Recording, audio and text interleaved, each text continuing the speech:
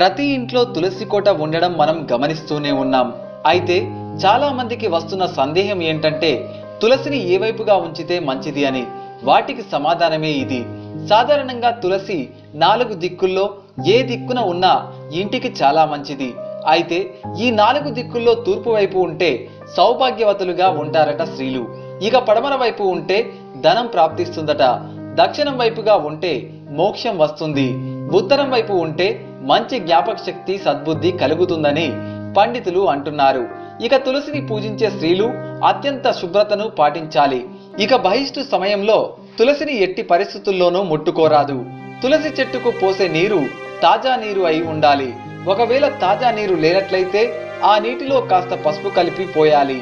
మరీ ముఖ్యమైన విషయం ఏంటంటే మీరు తులసి చెట్టుకు దగ్గరలో తలదువ్వుకుంటే ఆ వెంట్రుకలు గనక పొరపాటున తులసి చెట్టుకు చుట్టుకుంటే మీరు అనారోగ్య